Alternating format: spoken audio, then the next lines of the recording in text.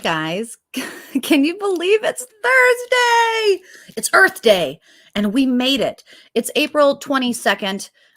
There's a few things, of course, that we definitely want to be talking about in the news and headlines, but depending on where you are and where you are from, and depending on what news you watch, you may have entirely different I don't know. You might have entirely different stories of what is going on, which is why I am bringing you No Man's Land every Monday through Thursday at noon. Usually live, guys. So if you do appreciate a live chat, hey, Ruth, hey, Peggy, hey, those of you joining me already, then I do try and make them live for the reason that I want your questions. I want your input. I want you to be able to share, but also to be able to ask questions and for me to address them directly, because I think that improv, I think that stream of thought is a lot of what we need and we want in our media. We don't want scripted, right? We're so tired of seeing some of these political figures doing the same old thing. It's deja vu. The script is the same. The narrative is the same. And for those of us who are very, very sick of it, those of us who are just very, very tired of that same old bullshit, you know, we kind of, we have to go a little deeper into how do we make the changes we want to see? Why are they not happening despite people obviously like, what's the deal? And it's funny because it's connected to a lot of things. You know, you think of conspiracy theories, people that might ask me, you know, what do you think? I shared on my Facebook earlier this week, kids 50, 60 years ago being asked, what would it be like in the 2000s? What would we be doing? And they foresaw people living in small spaces, not owning very much, being in a lot of debt to the government. They foresaw nuclear war and people rioting in the streets. And it's weird because had you shared this 3 or 4 years ago, when the only thing we were writing about, right, were the long lines outside of Chick-fil-A as people got really, really upset. However, Trayvon Martin was beginning to happen. This is the anniversary for that. Slowly, the repeat of the same things that you will see if you were to read the book Generations, sociological and ecological, but more like money, economy, not eco is like ecological, but more like economical. And this money, natural resources, where things go, how people move naturally, but then how they're corralled, if you will. Very, very, very important. And how this happens is conditioning over many, many, many years.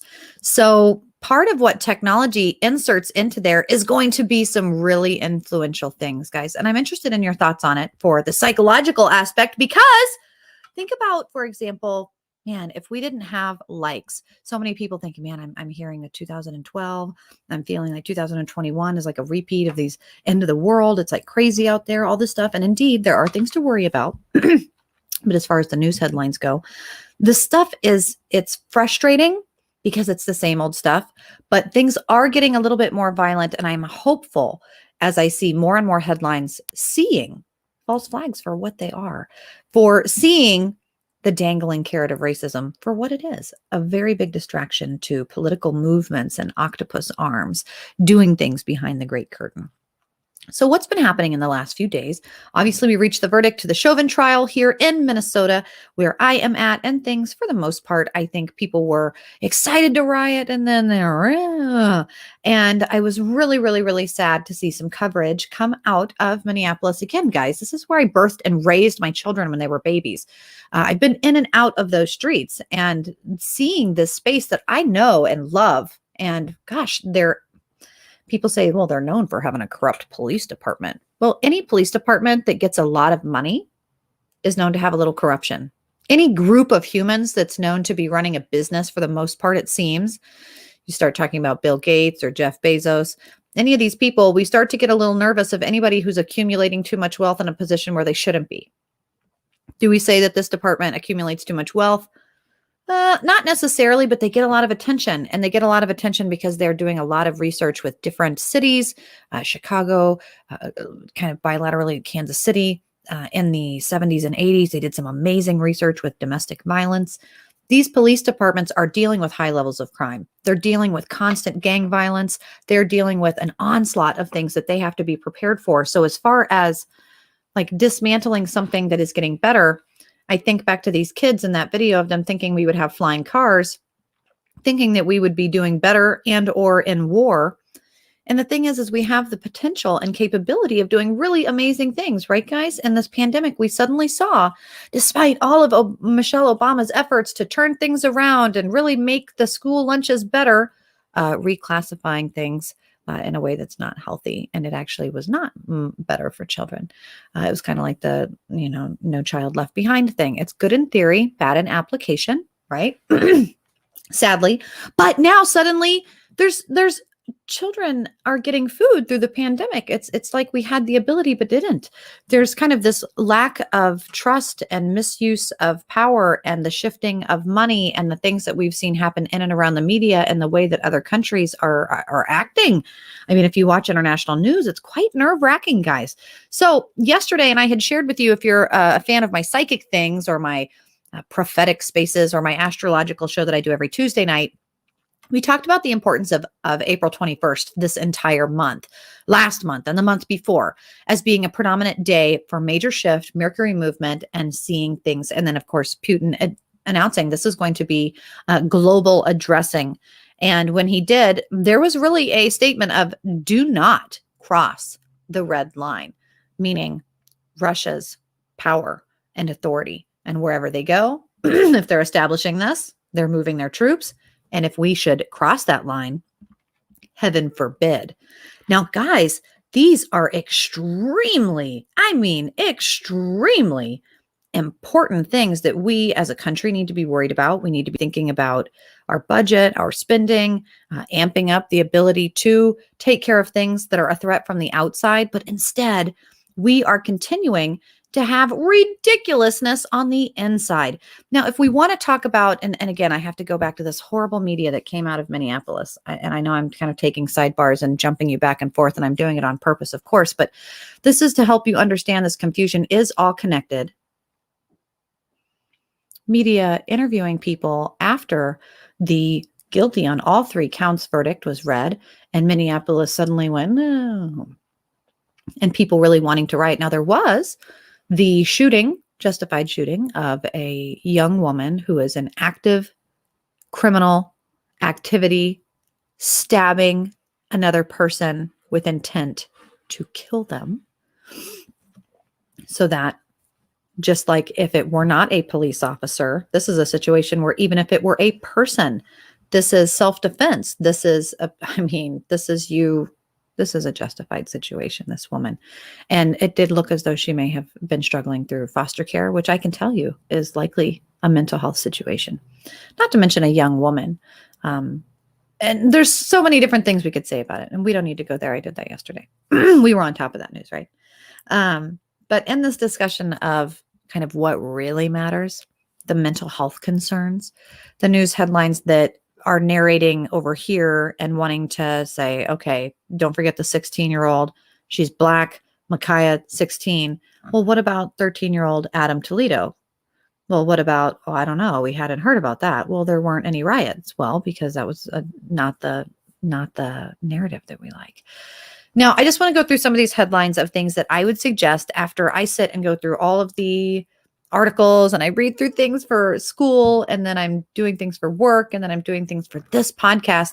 I think, okay, these are all relative to things happening in and around me, but I want to know what's happening in and around you. So some of you guys sent me a few things, and those of you in Minneapolis, a large listening group there, the Daily Wire's coverage, and this is, Candace Owens reacting. You see a lot of coverage from a diverse range of hosts, if that's what you like to listen to. They are more Republican. They are more conservative. They are more traditional in nature. And they're obviously going to have a certain slant. And the Daily Wire is covering this. But man, it's really hard. It's hard to read. It's hard to watch. It's hard to even be a part of. It's hard to listen and think, my goodness, I do know the difference between scripted and not scripted. And this is horrific. Ugh. This just isn't good. So when it's kind of that opportunity of like, goodness gracious, this isn't good, and you're listening to it, it really makes you a little nervous, I think, or at least it makes me nervous, because then I'm like, okay, what is happening here? And I'm going to share this with you guys for just a second, because again, this was one of those where as I was watching it, I just couldn't. Look at this. Tell me if you guys. Doing, but I understand that rage as a black person. No, they're interviewing people on the corner. This is right out in outside the George Floyd Square. People saying burn the whole city down. You know, it doesn't even matter that we still have to keep doing this, that we still have to, that there's a genocide going on, that there is, I just, I think honestly, I'm all for burning it down. Should we eliminate the judicial system completely? Should we eliminate the judicial system I'm completely? flat right answer of yes. The judicial system, and should it be eradicated? Yes. Since we know what Chauvin did to George Floyd, should we have dispensed the trial? Should we get rid of due process? Let's just convict him right now. Yeah. There shouldn't even be a trial. Just convict someone based on video evidence, which may or not be with deep fake and what we know is capable in editing. I mean, y'all should have fed him to the wolves a long time. Feed him to the wolves. I mean, unarmed black people. That's a suggestion for mob rule. Come on. That's not nice. That's very frustrating. I don't like it. I don't like it. And I sat through and watched that, and I felt like, whoa. Now, I know that there's a lot of people who feel that way. There's a lot of people who are quite racist against white people.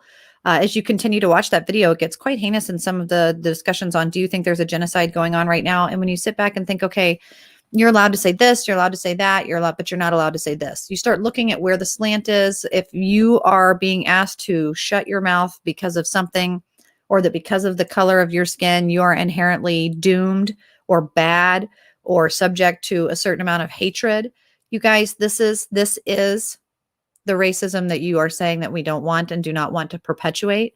And that means in any way, equally, not for anyone, not for an Asian person, not for a black person, not for a partially black person, not for a biracial person like Daunte Wright, not for white person, mostly white person, peach person, ginger person. I don't care.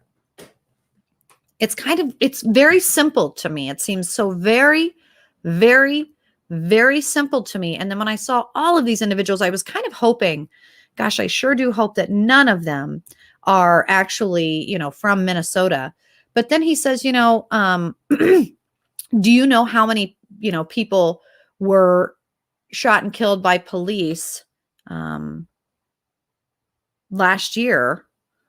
And again, I got to show you guys this, because I don't think that it's just one of those things where you're watching, and in 2020, 18 unarmed black people were killed by the police. Now, that's actually a lot, to be honest. That's 18 more than there should be, in my opinion. However, I understand the police are not perfect. And in 2020, after George Floyd, Minneapolis was really crazy. And we had a lot of policies trying to dismantle police, and a lot of police quit. And a lot of people threatened the police. They were not even allowed to come to their jobs. People were, and have been, and continually are, very much getting in the way of public service, even first responders, EMT, being able to help people that are dying in and around Floyd Square, that I assure you is not always a very peaceful place. And these 18 unarmed black people, that's 18, but what is that in comparison to the lives saved? And what is that to the numbers, but more importantly, even more importantly, this reporter asked these individuals, these very passionate, boots on the ground, got my merch, got my shirt, got my Nike, got my stuff, got my Nas boots on here, got my Pride. Does it say white pride? It better not. Oh no, it says black pride. Okay, that's fine. How many black people were killed last year in Minnesota? And she goes, thousands. 18. Thousands. Like destruct the whole race of you know, the African American race. It's like the police are trying to erase and destroy all of the African Americans and that they're trying to commit genocide. I'm gonna go ahead and say yes. I mean, genocide means like the targeting of Do you one think race for its people are destruction. targeting So one they're- race Of anybody that's not white. that's not Would you white? call what's happening a genocide? Yeah, I think that's one word for it. That's Genocide? one word Yes. for it. Most definitely. I would agree, most definitely. And it's not towards, I don't think it's towards whom you think it is. It's kind of an interesting and really weird predicament that we found ourselves in, isn't it? And for anybody, because I have a lot of people like, yeah, now you know what it feels like.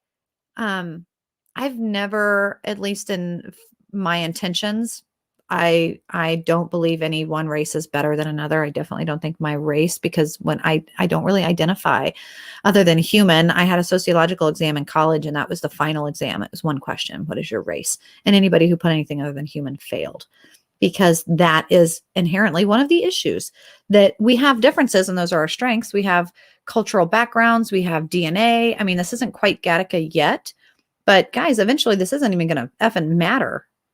So it does. I mean, it really doesn't matter. It is so superfluous to the bigger things that are happening right now in and around the world that it just seems very materialistic. It seems very backwards. It seems very not rational.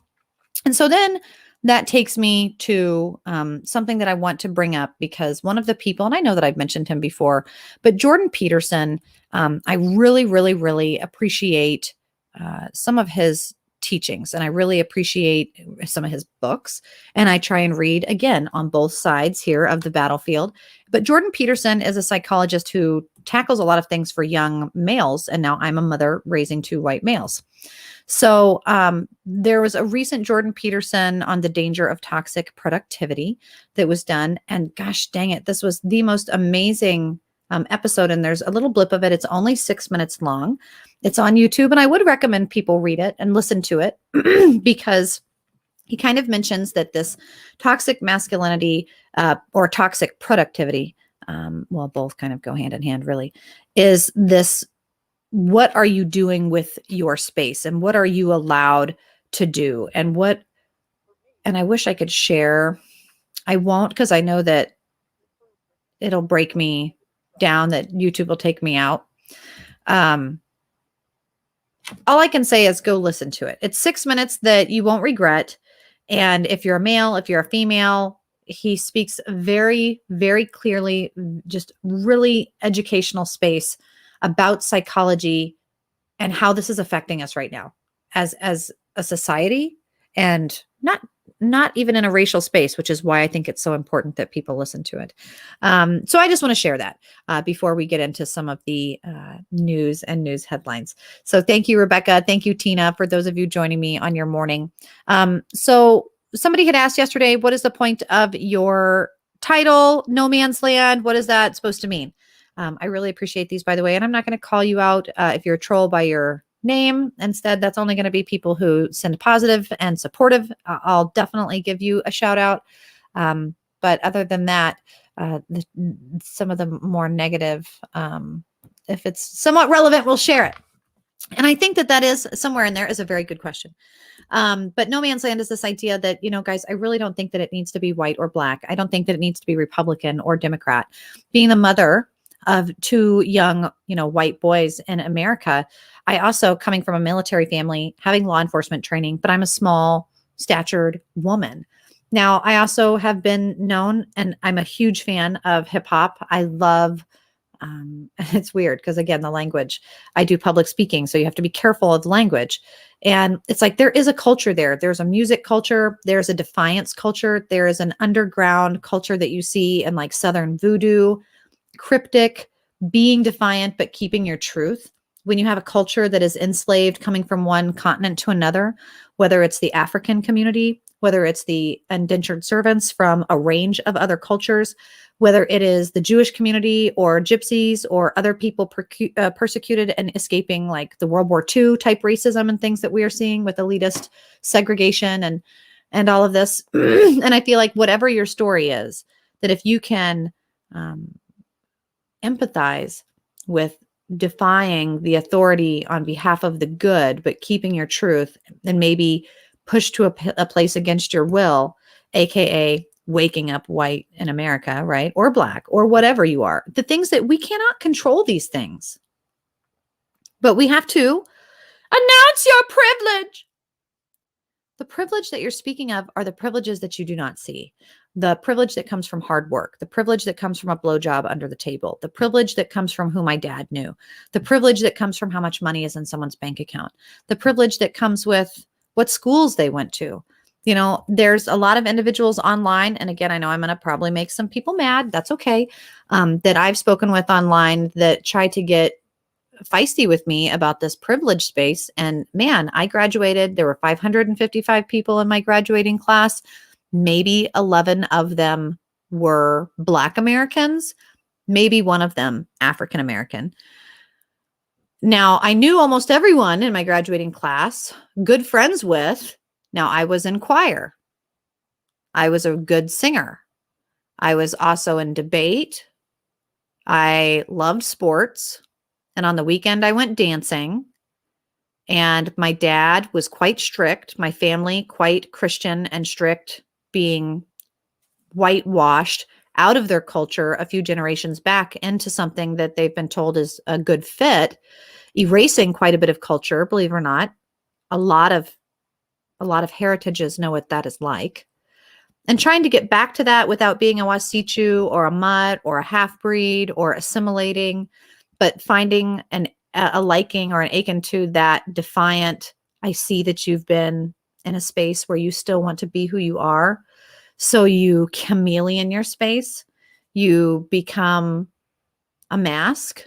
Now we've all like physically been forced into a mask space. Who are you? We don't know who we are. We don't even have so much of a purpose anymore. And with today being Earth Day, it's a really good thing to think about in some of these lectures, like with Jordan Peterson and productivity and the toxicity of those you keep around you and what it is that your space is about and minimizing your screen time and what it is that your technology is doing for you versus against you. And man, if you are getting on a social media platform and finding that it does not benefit you, or you're listening to a podcast that's only gearing you up and it's making you sad or angry, which is what I have found in the morning. I get up to read the news and I get so sad. And I'm like, gosh, dang it, I want to stay informed, but I don't necessarily want to be baited into feeling one way or another. And I don't want it to be so slanted that I lose hope in one situation or the other because I've gone so far down the spectrum that everything is so polluted. I don't know what the truth is. And I feel like we are in that space, in this Aquarius shift where technology matters, information matters, the source of information matters. And so trying to listen to everything and knowing the importance of your words matters. Now, that same standard that we hold to our ex-president, was he insightful? Not necessarily with his language. And we want to protect the rights and the freedoms that we have with free speech. So we have to be careful with like, what is verbally assaulting someone? Well, if I say, you know, this is my president, Biden is my president, or whomever, and someone finds that offensive, that is not necessarily offensive speech. We've kind of deemed certain speech offensive or assaulting because you say, okay, it's got this, it includes a threat, it has a promise to threat, and there's some source like you and the, like there's a kind of language, NLP, right, that is going to tell us and show us. And really, if you're in a position of power, if you're behind a podium, if you have a microphone, if people believe you, and you have a moment, especially with social media, there is an editing moment. I know it's brief. I know people want likes and to be the first one and the hashtags and be all that. But there is, and all of us have had it, where you type something out and go, no, I shouldn't post that. Okay. No, I can't post that either. Shoot. At least I'm hoping, right? Because I have those moments a lot where I'm editing myself. I'm censoring myself because of manners. What if my dad read that? Oh, would I want someone to say that to my children? Man, I might feel this way, but I don't want to pollute or spew or that into the earth and environment around me.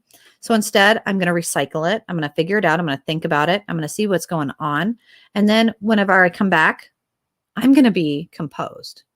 So if we are someone who is a professional person and we know a lot of people listen to us, and then therefore we also say something on social media and someone says, well, and again, this equal standard to like Trump, the reason that people loved / hated that he had a freaking Twitter account was he said really dumb, stupid stuff every damn day. But recently, yesterday, LeBron James, this person that is paid millions of dollars and who merchandises off of the enslavement of young children, making his stuff so that he can dribble a ball down a court and sell more ads to people. And it is just, politicians need to stick to politics. Basketball players need to stick to basketball.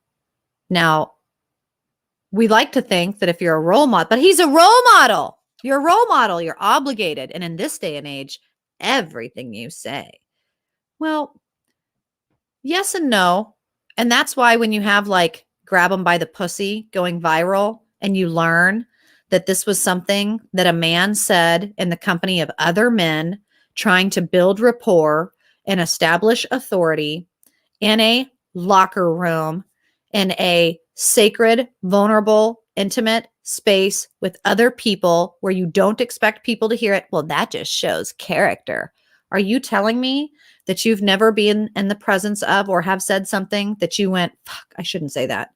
Because I've seen every single celebrity do it. I can tell you as a therapist that people do that. We are allowed and should have mistake time. Professor Peterson again mentions the importance of play, that we have social interaction, that we'd be able to get out and kick the ball and go, oh yeah, well, you're a big fat dum-dum head. And someone goes, eh, and you go, what happened, sweetheart? And they go, he called me a big fat dum-dum head. And you go over there and say, excuse me.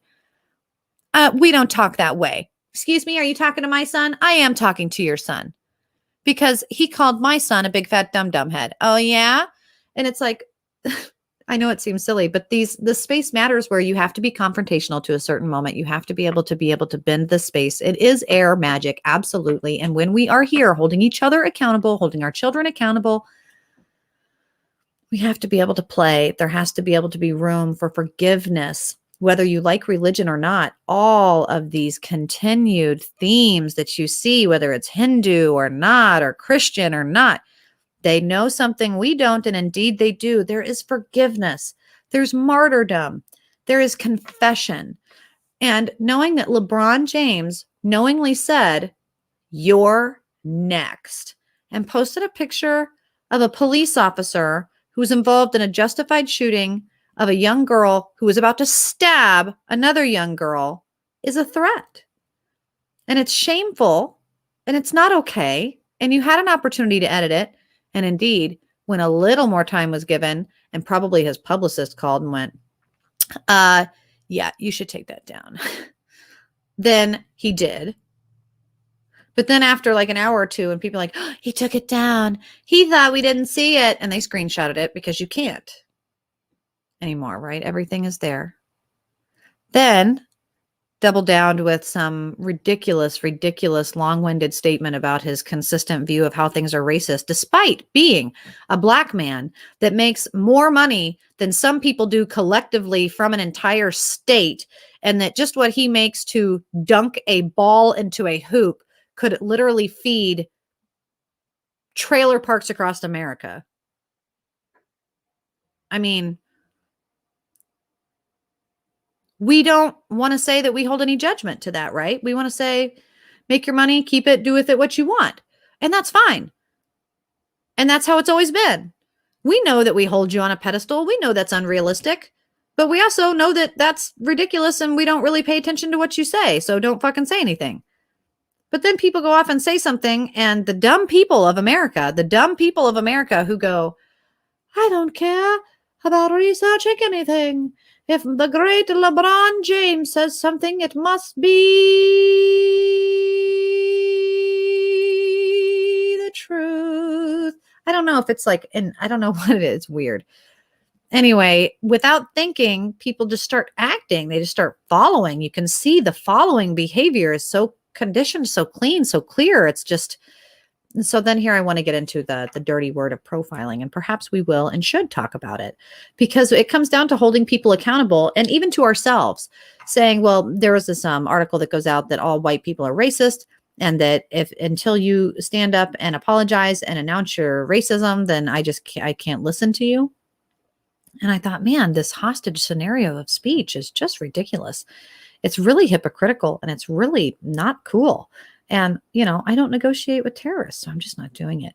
But anyway, Joe Biden did a reaction speech, as did the good old Nancy Pelosi, because she never misses an opportunity to approach the mic with her ridiculous outfits. My God, if we are not in the Hunger Games, guys, look at some of the people taking the mic these days. They have lost their minds. They're wearing schneeds. Anyway, everyone, get your schneed.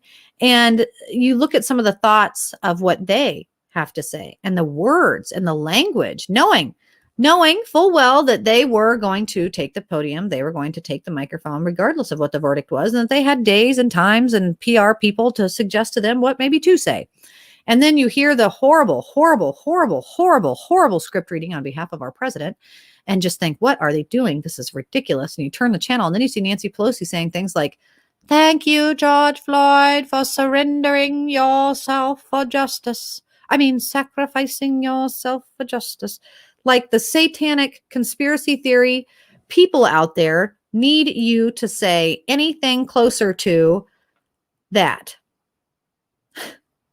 It's just redonkulous. And I don't think that it's helpful. Now, one of my favorite YouTubers, RuinedLeon. He is a young Black male. He's fantastic. His speech, his whispering, his delivery is hilarious. And again, you guys know that I love comedy. I love humor. I love when you're dealing with things that might give you an emotional reaction that you don't necessarily love. And we're in a pandemic and we're all stressed. And for me, I've got all those additional things. My chickens died yesterday. The fox finally won. And you want to laugh as you're listening to the news. I listen to a range of news, and this young man is fantastic. And I feel like he is able to give you a perspective on things like Black Lives Matter from a Black person. And he doesn't necessarily go with the narrative and the clips that are repeated over and over. He's giving you impromptu thought. He's giving you dissociative thought. He talks in a way that it's not scripted. And that truth and that authentic truth is so beautiful and important and helpful to what it is that we need to do to grow as a community, as a nation. Now, let's go back to, a few things. Arizona, Doug Ducey, Arizona governor, state declares emergency. Guys, this happened just breaking news, like within the last 24 hours. Arizona Governor Doug Ducey announces a state of emergency and activates the National Guard due to all of the children and immigrants and issues with people flooding the borders. And this is, again, we talk about the importance of communication. It could easily be a miscommunication of things and policies that have come straight out of the Biden administration to say, like, we're here for you and come here. And I know that, again, people like to spray that, well, our ex-president Trump was a xenophobe, racist, and get all those big out of here. Like, insert whatever. But the truth is, I think it was more about business, and we can all agree, a little narcissistic and selfish and aware of business and money. Yeah. And he went, I see that we're spending money here and losing it there. And this is there. And this is okay. I see. China's got a wall. These people have a wall. Nancy Pelosi's got a wall. When you have nice shit, you build a wall. Okay. If we're going to start building nice shit, we need to be okay. It was never really so much about race as it was about money with Trump. Now with Biden, it's absolutely about race. And so you start taking down pieces. I'm going to be less this. I have to be anti-racist. So now I want to do this. There was a process once where we had a lot of border patrol. There were policies, there was money, there was budgeting, and there was a process where if someone came, they had to you go back. You wait over there. You wait in Mexico. And instead, with some of these executive orders that have bent a lot of these border policies, we have things that are now halted. We have places that maybe are set up. I see open places for detainment and they're just not even being, why are we because that's going to be under the National Guard. That's going to be under Border Patrol. And when you dismantle that, when you defund that, when you say that you don't support that, and you don't provide the plan B, you don't do anything in return, you just stop because you put your hands in the air. This is going to be a situation where, now what's a coyote? This was my biggest struggle, I think, neurolinguistically, where in the presidential debates, and someone said, it was Trump who had said, they're coming over here, they're being brought over by coyotes. And then all of a sudden on Twitter, it was a hashtag coyotes. Now they're thinking babies are being dropped off by wild animals. How dumb can this president be? And I thought, this is clearly ignorant individuals who have never had to deal with law enforcement. They've never had to be a mule. Do you know what a mule is? It's not just a donkey. It's not just an ass. It's somebody who's carrying drugs.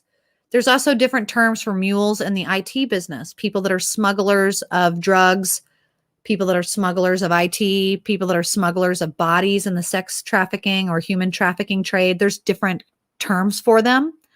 And in the sex and human trafficking business, it's a coyote. It's an animal that drags its young across and drops them. And it's used as collateral back and forth and anchor babies. And the fact that there are thousands, and I do mean thousands. So here in Minneapolis, when you think, well, how many Black people have been killed by the police, and you say thousands, and it's really 18. But I tell you how many children are at the border being dropped off, being thrown in the river, coming out with tears and their arms up in the air. And I say thousands. I mean, it's almost, we can't keep track. It's like why Waverly Hills built a death chute. It's because there were so many bodies. You couldn't even put a darn tag on their toe. They were dying so fast from tuberculosis. Then we have children being thrown in now. But the important question is, of course, to deduce why. Why? And that is a really important question, because minors have different rights, because people become instant parts of the government, because when you're raped as an inmate, no one cares. You're a property of the state. There's certain things that happen when you get cloaked under a certain demographic or a certain age group. And these things are all legal jargon meant to be something that doesn't make a lot of sense.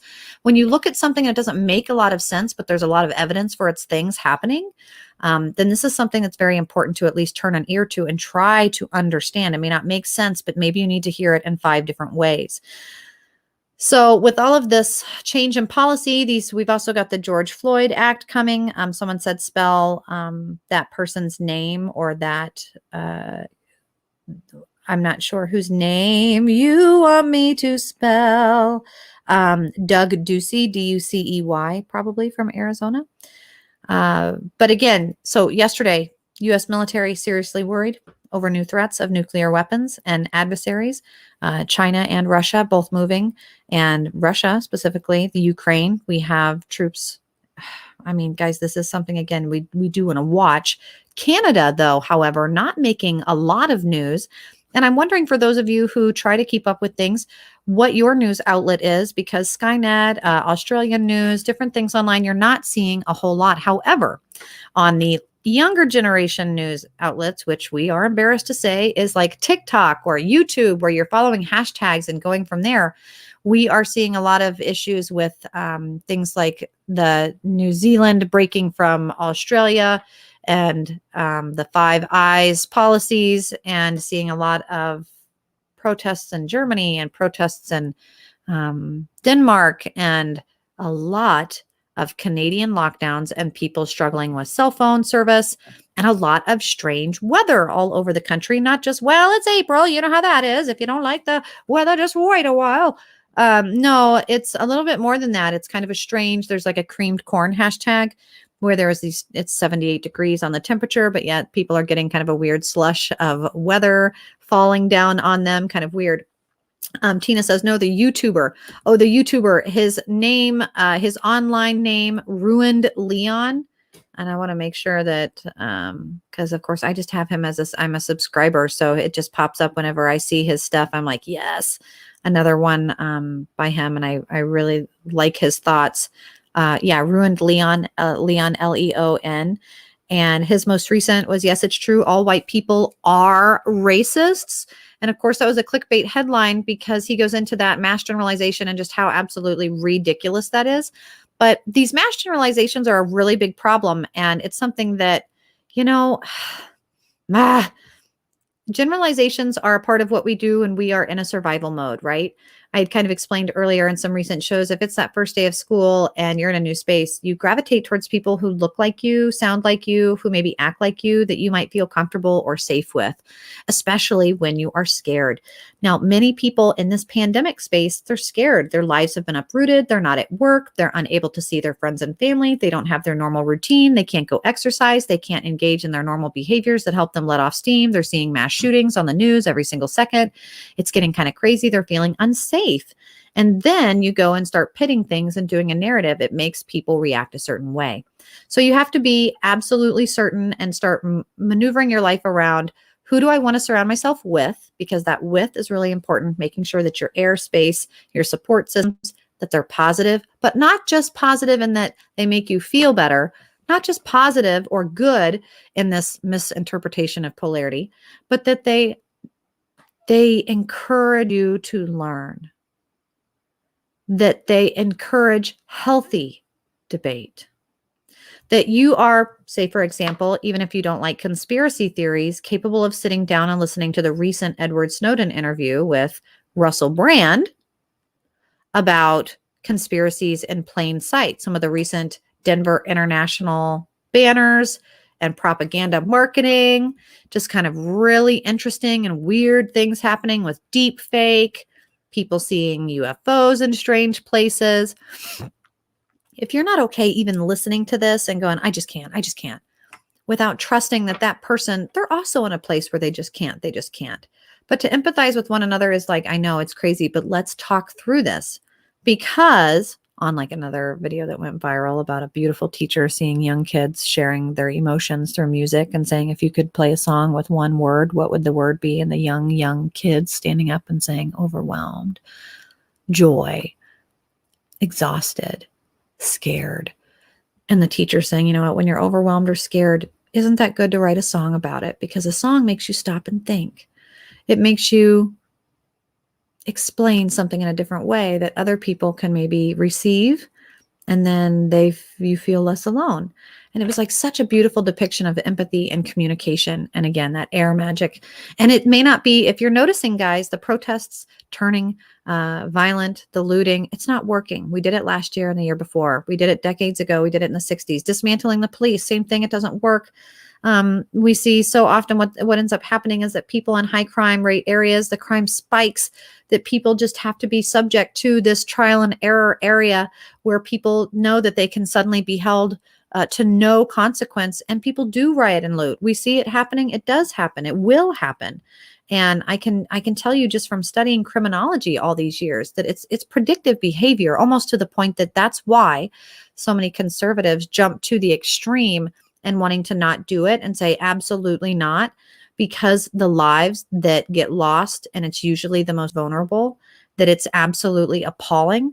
And when people are on the other side of the spectrum screaming, systematic racism and that you need to be caring for people and that the long-term game shows that people will suffer, this is why our goals are the same, but we're saying different things maybe in a different way. It's just kind of interesting.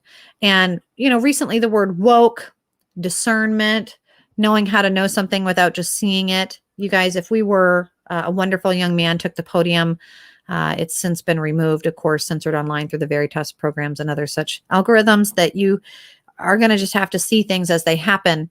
So that means we have to be able to know what we feel and know what we think as it's happening. It's so important that we be predictive. That means we can't generalize, right? But we are in a survival space. We have to be able to react quick, but not like a dog backed into a corner bite. We have to know that if we bite, we're going to get euthanized. We don't want that to happen. So we have to sit back and already think, and we have the time and place to do so. What are we going to do? And how is this going to pan out? And you've got, Officer Tatum, you've got the Daily Wire, you've got, Colbert, you've got Kimmel, you've got a lot of very heavy media that slants to one direction that covers a certain demographic. And then you have another kind of media, obviously, that slants to another that covers another demographic. Why is that? Are they catering to a certain? Yes. But do we have to? I don't want to do that. I don't want to have to cater. I want to have to cater to the truth and for people to want to be gravitating towards that. So whether it's listening to the comedy of Ryan Reynolds online and some of the satire, I will have to say I don't think SNL is funny anymore. Some of their recent skits of Nancy Pelosi and the bills passing and some of the horrific things that people are enduring, not cool. You know, you've got Snoop Dogg who's doing videos with midgets and remote control cars degrading women, telling them that they're not clapping their ass cheeks enough and to do better and that they're wasting his time, and then turning around and also putting Dogecoin in his music videos because you know he bought that because like, well, Nancy bought Tesla. And it's like these politicians have their fingers in the cake jar, in the cookie jar. They're eating, they're enjoying it, and they're telling people over here that they can't. And it's not so much that we're saying you can't put your hand in the cookie jar, even though that, of course, is a very big problem, too. If you're in that position, you shouldn't be doing that. And if you're Snoop Dogg, you can't say that this person over here is a coon and then say that racism needs to end. Then you have now announced yourself a hypocritic loser. And I don't believe you. And so this is kind of one of those Tina says, I tried to listen to Brand's video. I just couldn't get through it. He really bugs me as well. It's his delivery. He's got a strange delivery. You know, there's a lot of people online that I really love to listen to, and I cringe to get through it. You know, it's usually I'm working out, or I'll be like, this person does irritate me. So I'll do it while I'm doing my workout so I can punch things through.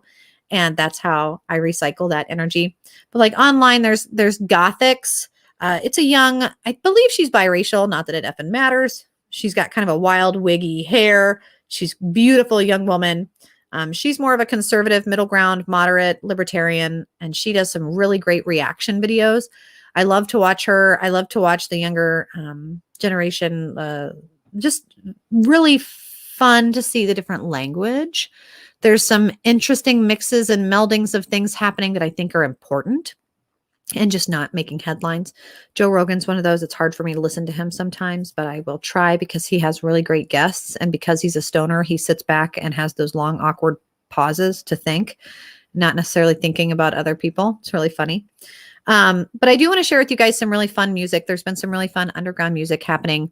You know, I know Tom McDonald, he's this rapper going rogue with him and his girlfriend does his videos. Her name's Nova Rockefeller, but they kind of profit off of this whole thing. There's Topher, there's different people that have profited off of this. And so why shouldn't Snoop? Well, because if you profit off it, it should be honest to say one thing and do another. And then there are people that aren't profiting off of it, and they really should be. The Adam Toledo, there was written and produced by Reeve Khalil, and some amazing, he's an indigenous, or at least partly indigenous man coming out of the Midwest and I believe Michigan.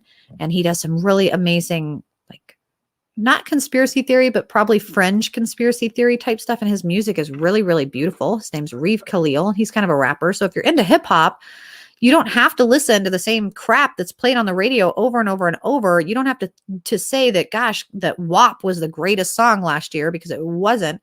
There are other musicians. There are other people. There are underground artists. There are people just everywhere, left and right, that are doing amazing things. And you can look at the media. They're not giving that to you. They're giving you what they think is going to be baited. So it's kind of heinous to me, and the lack thereof of the coverage that should be. Russia, again, I have to go back to it. This is something I want people to pay attention to. I'm hoping that whatever news outlet is you're looking at, that throughout the rest of this week we're watching, that we are trying to see, okay, what is happening with some of these movements with our military? What is happening with the National Guard and the treatment of them as the verdict has been given and people are said to go home? In some places they are not going home. And then one last thing I want to leave you with, because I know we're coming to the top of the hour. Two things. One, if you can, instead of Black Lives Matter, or if someone, I want to talk rebuttals. I want to talk rebuttals because this came up. Hi, Jason. Hi, Tina. I was applying for a really amazing job recently. I get job opportunities on occasion that come by my way. And I think, you know, with the pandemic, I am blessed to have an opportunity. And with my husband having some health issues last year, you know, we're trying to save money. And with investing right now with things like Dogecoin and cryptocurrency and stuff, if you're at home and have the capability, why not? And I thought, you know, I could use more money, of course, to take care of some of the things I need. And social services doesn't pay very well. this great opportunity came my way. And in the interview, I must say, the question came my way and I thought, oh my gosh, this is happening. And it's been happening and it's a continued thing. And if you are a person of color, I'm interested if this has ever happened to you or been in an interview for you. And if so, how you handle it. Because again, the conversation is, I'd like to learn from you. If this is something that you've had to overcome and have overcome it clearly. And now, have I ever experienced racism? For me, yes, but racism has been a little different. Everyone's experiences are different. But instead, the question during the interview was, could you talk to us about your privilege and what that means to you? And in that space, I responded and I think I finished with that. Probably wasn't the answer you were looking for, but that's my honest answer. And, and then I had follow-up interviews. So obviously my answer didn't deter them, which was nice and validating. But then it opened up conversation for me and everyone that I talked to that day and that day thereafter about how just a year ago, I was kicked out of the Twin Cities social workers forums online for being someone who talks and chats on those forums because they announced that people that were white or identified as white were going to have to take additional continuing education credits that were going to basically mean that for the first 20 minutes of a sit down that you apologize to a person if your client was someone that was not white about your white privilege. And I said, listen, as far as insurance billing goes, you've only got so much time with a client. I think it is so selfish to sit there and talk about me during your therapy session. It's not about me. Obviously, these are things we need to look past. We're not here for our skin color or anything thereof or about it. So what is that? What is that? It's disgusting and no. And I was told to leave. Well, I was banned. I wasn't asked to leave nicely. I was told I was banned. And then I said, why the hell was I banned? And then they said, well, a few people said that, you were being racist and offensive in some of your remarks. I said, one, I'd like to know who. And two, I think that's ridiculous. And these are the remarks I made. And if you can tell me in any way by definition how they're offensive, then I'll be okay with that. But then I never got a response. Sorry that you feel that way. All it takes is for someone to feel offended. And then we just feel like the safe environment is no longer. And you guys, this is not cool, because I can tell you as a mom, again, no man's land, walking out into a space where there's going to be vulnerability. You're going to have to take a risk. And then the people that I spoke with throughout the day, they thought, oh my God, I don't know what I would have done had I been asked that. Even people of color. Oh, I've never been asked that. Yuck. Someone asked you that? Yeah, I don't know what I would say if someone asked me to explain my race or your privilege or how those may or may not be symbiotic or accusatory or an assumption or a discriminatory label. Like, there's so many different things that it becomes a very hypocritical, non-useful, cycle of chasing your tail, licking your own ass that I don't understand. But at the same time, I was like, but there's also policies now that may or may not be requiring this particular language. But also there's certain gatekeeping that people feel like they're obligated to say that or do that. Now, I just found it to be really interesting. And also that so many people across the board, regardless of their age, their gender, their color, their creed, when I told them about this, the reaction was the same.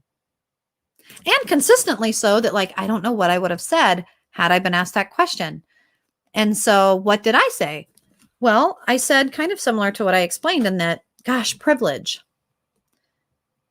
By definition, that which gives me a leg up, right? And that is a contextual thing that is constantly changing based on my environment, on the people around me. And it's just a part of the human variable that is in life interactions. And it's always changing. Sometimes it's good. Sometimes it's bad. Sometimes it's privilege in a condescending way. And sometimes it's privilege in a very real silver spoon way. There's a lot of language and assumed definitions of privilege. But that's why I don't want to use that word. And that's why I think using that word is not very helpful, is because someone might be offended by that. And as we all know, this is a space where you need to be very clear about the language you're using. And if you aren't intending on offending someone, don't use a word that could possibly be offensive. Now, of course, I say you need to also be on the receiving end aware of someone's intentions. If someone says privilege to me, I don't assume they're trying to offend me. And sometimes if I feel like maybe they were trying, I'll say, can you explain that? And you just ask for more information. That is absolute witchcraft at its finest because it's how energy works. If you're feeling a certain way, ask why. Why do I feel that way? Why do I feel that way? Now, I'm going to give you the same example of the emotional concept, but I'm going to move it out of a political space where I just go, gosh, why do I feel this way? And again, that privilege, I just say, it really depends on the context and it really depends on the situation. But I also know that that word is a loaded word and I try not to use it, especially in a therapeutic setting, because it can be quite emotional. I'm aware of the power of words. They really do matter, which is why thinking about them and thinking about how you say them and where you say them is so important. And also why if you are Nancy Pelosi or Waters or LeBron, you are in a certain way not going to be given a leniency because we expect and you do. And we know that you know. So I don't know why, everybody. Don't play stupid. Do you want us to treat you like you're stupid? Because don't play stupid. You're not stupid. And it's the same thing, I think, often when people want to say or utilize something as a weakness. I really, and I've shared with you guys before, I don't really have a lot of pity. Instead, I'm always trying to ask why. Why do you want me to feel sorry for you? And I'm pretty blunt. People don't always love that. That's okay. I think that this is really important, that people understand that trauma is a catalyst for empathy and that struggle is a real thing that everyone goes through.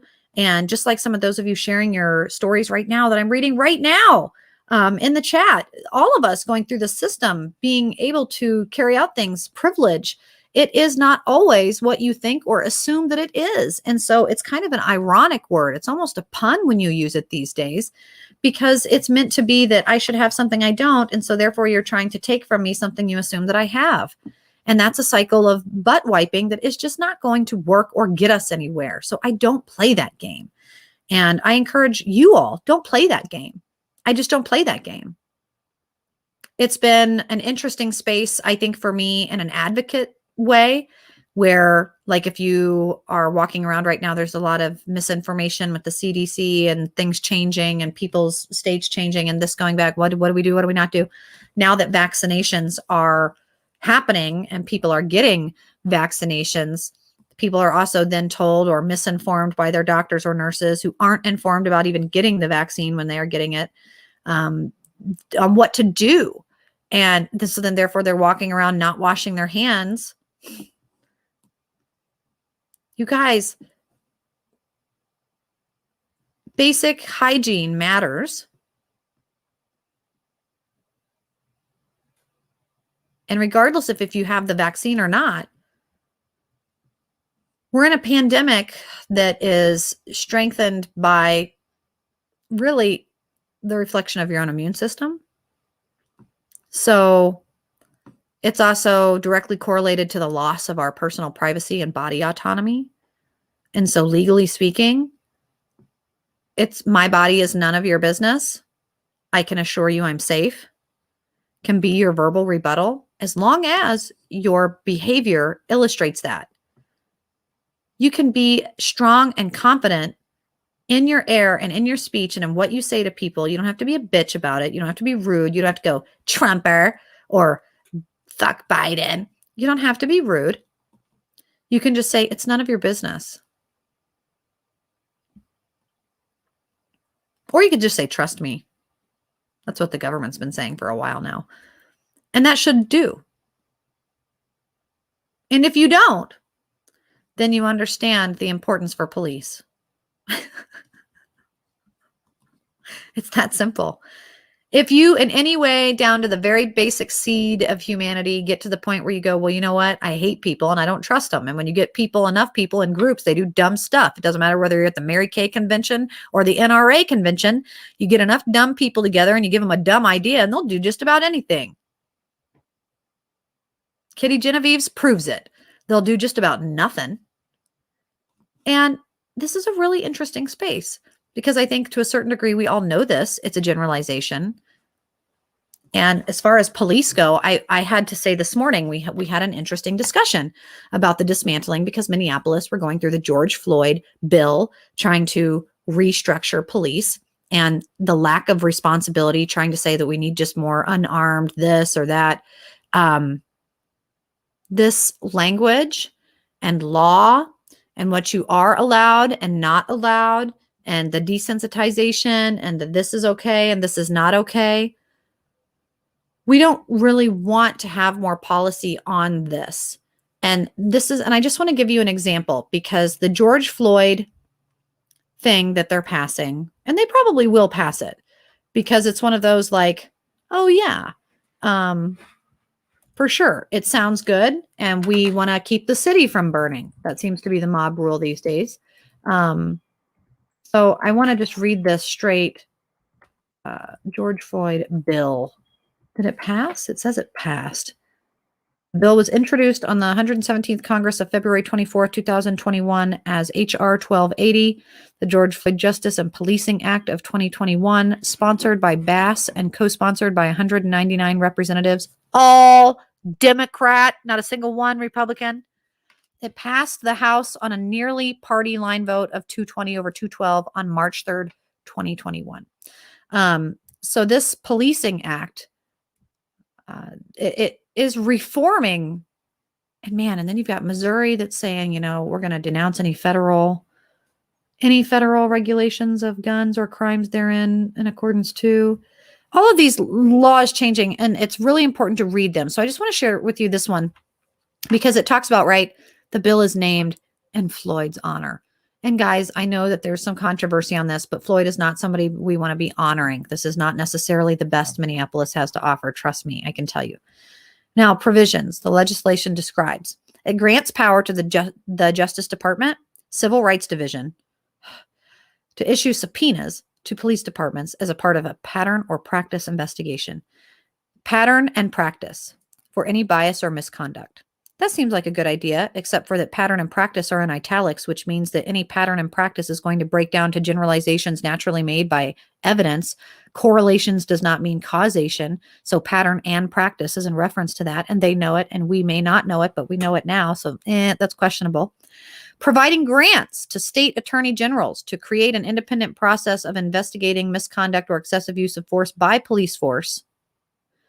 That's interesting, and I'm wondering if it will be only to people of color, as the recent homeowners, student loans, forgiveness, and retributions have been only to certain demographics. Because again, if it has that slant, I don't support it. Otherwise, to create independent processes of investigating misconduct, why do we need an independent process? Is there already a process? Oh, there is. Oh, there's already a process to investigate misconduct through human resources departments of the own department's department. So it should be open to an independent process. Ah, okay. Well, who does that and pays for that? The state? Oh, so we think the state is going to be any different than the systematic racism you're declaring is in the city? Oh, you do? Oh, okay. So they're just going to pass around some grants to each other to make sure that there's a whole nother place that can do things and do subpoenas and do misconduct complaints, and that they can privately say that it does or does not apply to qualified immunity because of the mens rea intent elements of federal criminal offense deprivation rights of under the code of law. They're going to say that this is willingly, knowingly, and we're going to fuck with these words. Okay. Yeah. Okay. I don't like that. I don't think that that's okay. I think that messing with and changing the words, prosecuting police willfully and knowingly, we do need to hold, and that is addressing the certain status and conduct and elevation for which people in a social service are given, and it's actually lowering it, which we don't want to do. It requires uniformed police officers to have a body-worn camera. Again, you guys, this is interesting because, of course, people are going to act different when they know they're on camera, so that's really important. But just because a police officer has to wear a body-worn camera, it's not saying that they have to be on or working. Required marked police officer vehicles to be equipped with a dashboard camera. They pretty much all already are. So that's stupid. Require state and local law enforcement agencies that receive federal funding to ensure the use of a body-worn dashboard camera. Federal funding. That's funny. Restrict the transfer of military equipment to police.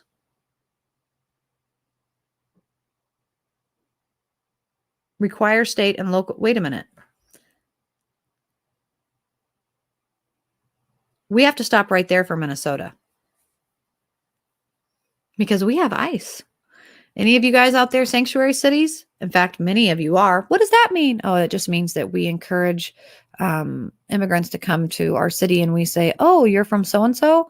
We're a sanctuary city for that. So yeah, come on over here, live with other people from your country that are evading, and we're giving you safe sanctuary. And in the meantime, while you establish yourself, you don't have to pay taxes, or you have all this or that. Like, we give you a bunch of benefits and incentives, and every city is a little bit different. But we're a sanctuary city for Somalia and Minneapolis, which is why we have little Somaliaville. And the transfer of military equipment to police. That's going to corrupt your police even more. Do you know that? The Law Enforcement Support Office, the LISO division, logistics agencies of the United States, are responsible for operating the 1033 program, transferring excess military equipment. So this is like, well, we have a bunch of stuff that's extra. What should we do with it? Should we put it out for sale, or should we give it to our police? Oh, we should absolutely give it to our police. We should recycle that stuff and allow it to be used in areas that it can be, so that police are safer and capable of deterring crime in their job. What? It looks like military, though. Well, they kind of are an extension of military. And if you don't think badly of your military, you're not going to think badly of a military vehicle, nor do you think badly of a military vehicle being used by police, because it's actually just effing old anyway. It's not like it's updated and like the best of the best of the best. Get over yourself. Come on. But that just means that police are still going to need to get their equipment, and now they're not going to have the area in which to get it. And so there's going to be more corruption in that space because supply and demand. Require state and local law enforcement agencies that receive federal funding to adopt an anti-discrimination policy and a training program. No.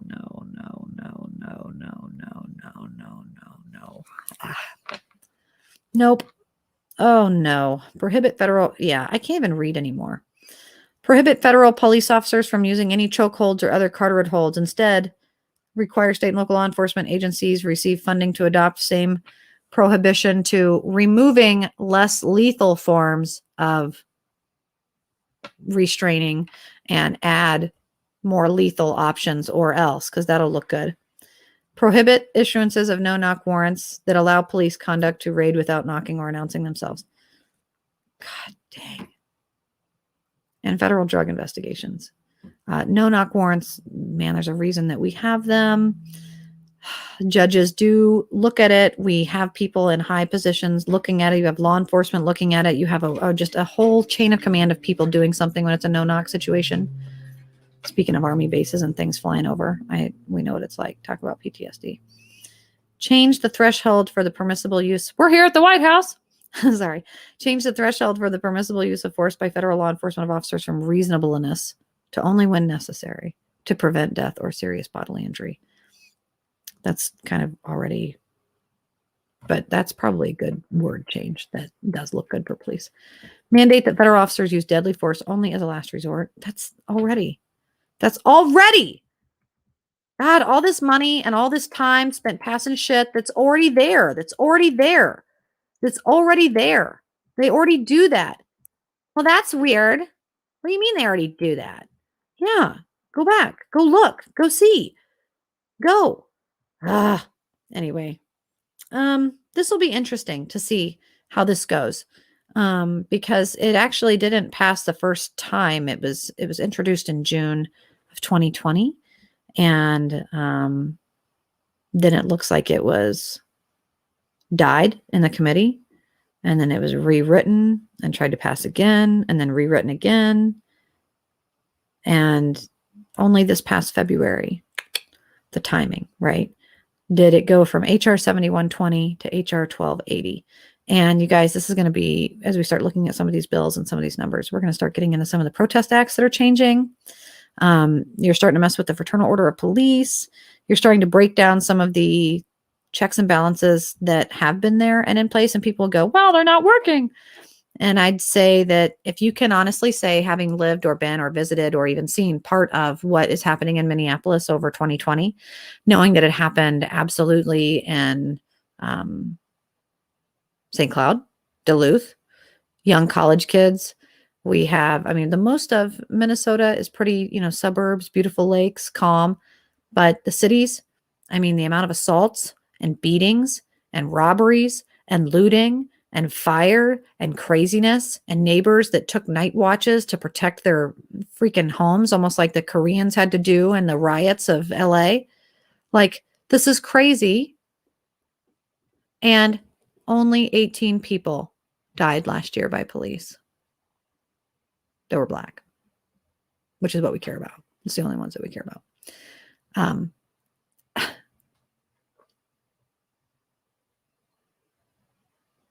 I think that's pretty, I mean, we don't, how many numbers do you need? How many calls do they must respond to? Millions? Thousands? Hundred? How many? What's the number? What's the ratio that you want that's acceptable? And that those people are likely committing a crime, that those people are the bad people. Those are the people that are the people of our community that aren't abiding by the law. I don't like to get up and pay my car insurance. I don't like to buy tags on my car when I want to spend money on something else. I don't like working for money just so I can go and, buy something when I could rather steal it. But I abide by the law. The price we pay. Don't always get to do what we want. So anyway, you guys, the most important thing for us to be focusing on is outside, external, Chinese, Russian concerns. And the only thing on the inside that we should probably be focused on is minding our own business, understanding that racism is not a genocide type problem. And that if someone is out there supporting Black Lives Matter, please ask them if they meant Black Guns Matter. And they'll go, what? You'll go, oh, because I support Black Guns Matter. People going into the inner city and teaching gun safety and how to use awareness rather than Black Lives Matter, which is a fraudulent organization perpetuating racism in this country, which we can obviously agree on as a concern. Right? Just be aware of our language, be aware of the media, be aware of what is going on in and around countries outside of America. Be aware that Dr. Fauci is making a shit ton of money off of every media package and incentive thing that he sends out to your local pop icon, and that these things are happening every day all around us. And the best thing you can do is just not emotionally compromise yourself and instead ask why, gain information, share the information that is accurate and truthful, and encourage people to do the same. And then love one another, for God's sakes. Just be kind. If you have something to say that's not nice, keep your mouth shut unless you absolutely need to stand in there and say, hey, come on, let's not do that. This is a thing that we can do together, and it breaks down to each individual person. So it's just important. Anyway, you guys, I want to, Chet says, dang it, late again. It's okay. The moment that I end this video, it will restart and you guys can watch it anytime that you'd like. And I really encourage you to, as you're watching it, comment. What is it that you are interested in? What is it that you are knowing that needs to be said? Tina says, it's just so interesting that body cam footage does go missing or get erased and things like that. It's true. There's so much that goes on in this human process. It's usually human error, right? We can at least say that. So we are not perfect. There should be some amount of forgiveness for error. We never want to say it's done with people's lives, but unfortunately it happens every day in every aspect of human life that people die. And we'd like to make the best use of those who live with the most potential to do well for the community and those that they love around them. And so there is kind of that natural hierarchy, but I would dare say people are benefiting off of it right now. And we just need to be open to what, who, when, where, why, and with. So thank you guys for joining me today. I really appreciate it. Be sure and comment below what you'd like to be talking about on Monday and throughout the weekend. I will be chiming in, I don't know, probably late in the evening after everyone goes to bed to chat with you guys and follow up on social media. And I hope to see you. Otherwise, it'll be Monday Monday through Thursday here at noon for No Man's Land. As we talk about all the political, psychological, crazy conspiracy things, it's in the water right here. All right, guys. Until next time. Bye-bye.